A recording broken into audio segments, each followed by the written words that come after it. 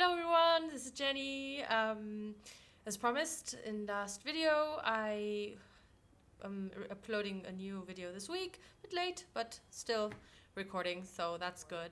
Okay, so there's this fair in Buenos Aires, this sort of food and gourmet fair in Buenos Aires that is done like once or twice a year. I'm not positively sure. It's called Masticar, which translates to chew, basically. So it's a fair where you go and eat and chew and buy food and drink and have an overall good time. But today was the best day to go. Actually, Thursday is always the best day to go. Fridays, Saturdays and Sundays, it's a madhouse. This year they extended the actual place where they do it, like twofold. Like it's twice as big as it's been ever since it started. And it was Friday afternoon, 2 p.m., and it was packed.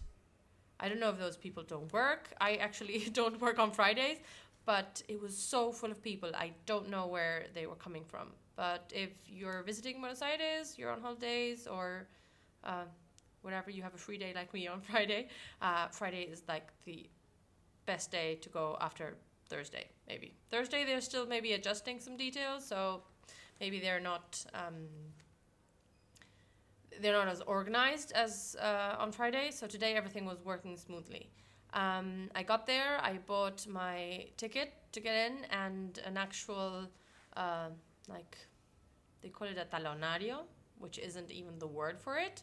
But they give you like little tickets that represent money, because you don't use any money inside the fair. You just use these little tickets. So when you go in, you can just walk around. I did that. I walked around, looked at what I wanted to do, what I wanted to eat. I try to be vegan. I'm mostly vegetarian when I can't avoid it. And there weren't many vegan options. Actually, I don't think I saw any vegan options, but there were lots of vegetarian options. At least I'd say like 75 to 80% of the stands had one of their dishes as a veggie option. So it was amazing. I was able to try a whole bunch of things and not feel too guilty. I tried an arepa from Mi Latina, and it was amazing. It had, the arepa itself was amazing. An arepa is a corn sort of thick cake of white corn, and it was amazing. And they put some different vegetables on it and some of their special spicy sauce, and it was great. I also tried a cauliflower from a place called Michigane. It's a restaurant I've been wanting to go to forever here in Buenos Aires. It's a Jewish restaurant. I've never really had Jewish food, so it always I thought it was interesting to try something like that. And they had a place there, and of course they did sort of a brisket of sorts, patron. I'm not sure whether it's the right translation, but never mind. Like a meat dish, and they had this roasted cauliflower with a special sauce on top, and it was amazing. What else? Well, there's always this bar called, I think it's called 878. And last year they had this very, very nice gin tonic that had like a little tea bag in it with cloves and cinnamon sticks, and it was super nice. And I went back because I said, okay, they've got to be amazing again. And it was okay. I also had a gin tonic. This year they made it steeped with Earl Grey tea, which is my favorite tea in the world. It was okay, but it was a bit strange. It was in a little bottle. I'll show it to you now. They gave me this little bottle, and the gin tonic was in there, and they gave me a glass with a big rock of ice and offered a bit of lemon, and of course I asked for some cucumber, because gin tonic goes with cucumber, as my friend Rami would say. It was good, but there was another place called Julep, and if I go back next year, I'll most likely have a drink from Julep, because I thought the setup of it looked much better and the drinks looked much nicer, like the ones from 878 had been last year. So next year I'll give a different place a try. What else? What other nice thing did I have? Okay, from this place called Mooi, Mooi, with like 2 little dots on the I. I would never know how to pronounce that place. They usually have a lot of vegetarian and vegan options, and they'd made this risotto with some quinoa in it and mushrooms, and it was to die for. It was very, very nice. All the plates that you can buy, all the dishes you can buy are like this big. Like they fit in the palm of your hand, so it's not like you're really stuffing yourself. But it's always best, as I said, to go with somebody else so you can try more stuff.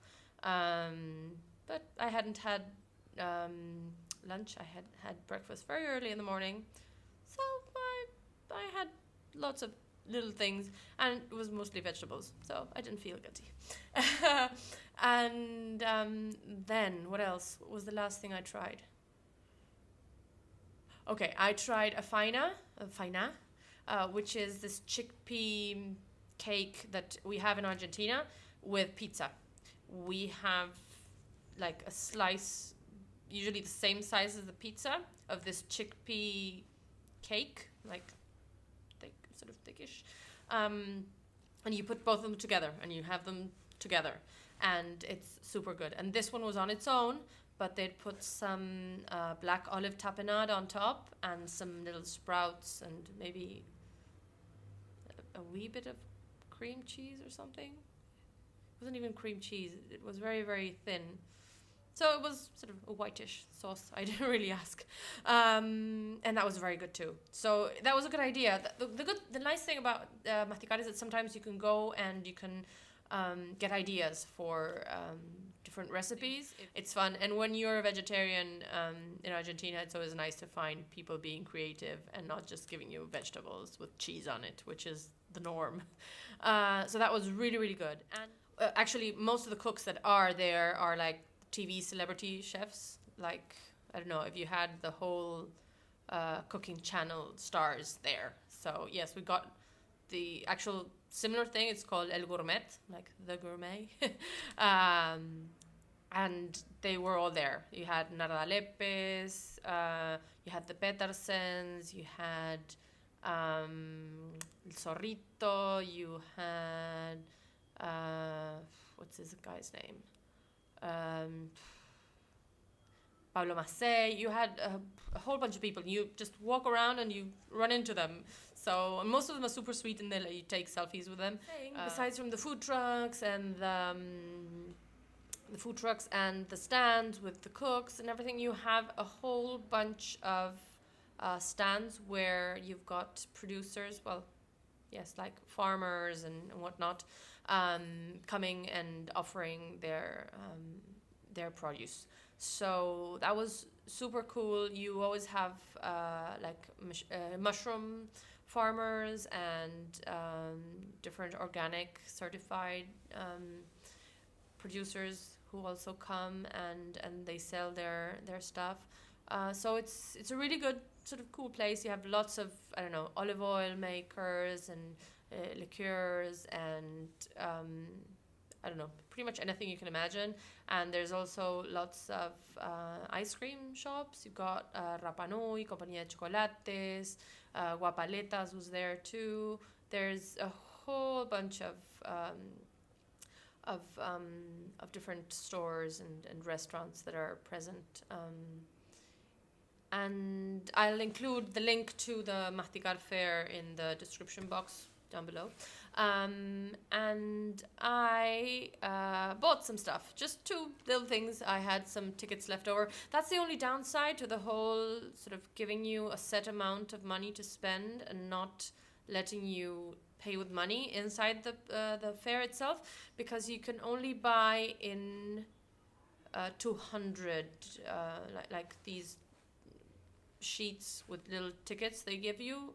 You can only buy a minimum of 200 pesos or multiples of 200 pesos, which is a bit silly because, I mean, sometimes you run out of tickets and you just want one last thing, and they're sort of losing business because, I mean, I would have bought some mushrooms maybe, but they were just 70 pesos to get three sort of packs of mushrooms directly from the farmers, which are always amazing. But I wasn't going to spend another 200 pesos to buy mushrooms and then spend it on something else I really didn't want. So I know it's because they want to make more money and they think people will buy more tickets if they want something, but I just thought it's poor business. Or at least, I mean, make it like a minimum 200 and then per like 100, because I mean they were, yes, I don't know, I just thought it was bad business. But okay, back to what I bought. I bought lovely pink lady apples. I hadn't seen pink lady apples in forever in Buenos Aires. I think they're the nicest apples ever. I was super happy. So they had these little bags from the farmers from Gaucho, and you could set up a little bag of six pieces of fruit, and they were 30 pesos for the bag. So I picked 6 pink ladies, and 3 pink ladies and 3 of these apples, which I have no idea what they're called, but I tried them there because you could also try bits of oil, bits of fruit, and in the different stands, and I thought these were amazing. So I'm going to enjoy them very much. I haven't been having much fruit lately, so it'll be a good thing to have some fruit around. And the other thing, I bought this tiny little box of sea salt. It's organic Patagonic sea salt. It says 100% organic, contains approximately 85% sodium and oligoelementos, whatever that is. Okay, and it's flavored with salicornia, which is something new that they were making. Actually, I got drawn to this stand because they had sea salt with merquén, and merquén is this Chilean spice, which my dad and me, we love, and my brother-in-law too. And it's this smoky, spicy chili that's crushed with coriander seeds and smoked, and it's super good. And I saw they had that, and then I said, but I have tons of merquén here at home. So he showed me the other varieties they had, and this was amazing. And salicornia, which is the one I bought, is actually, he called it sea asparagus, and I'd seen it in some cooking show or something, and I thought it looked amazing. And they also had seawater with the little plants inside, so you could cook meat and whatnot with it. But as I don't eat meat, that's not something I wanted. But if you can see it looks green, and there are these really big, really big salt crystals. So it's not actually to like cook with per se, but just to put a wee bit on top. When you finish cooking, just a finishing touch, like you would put a little herb or something on top. So it's just a tiny little thing, but it's just to sort of finish off a dish and give it a little extra something. So I thought it was cute, and I had some tickets left over and I really didn't want to eat anymore or have anything too rich and chocolatey. Most of the desserts were super chocolatey and rich, and full of dulce de leche and chocolate, and I'm not much of a sweet person, so I decided I wanted to get myself some fruit and some salt. So I did just that. So that's my review of the Feria Masticar 2016. I'll see you next week with some new adventure. If you like the video, please give it a like. If you feel like it, you can subscribe. You can check out my video from last week where I sort of introduced myself and let you know a bit about myself. And if you want, you can check out the rest of my videos. They're mostly music videos with lyrics from recordings I've done. So, yep, that's it. Have a great week, and I'll see you next time. Bye!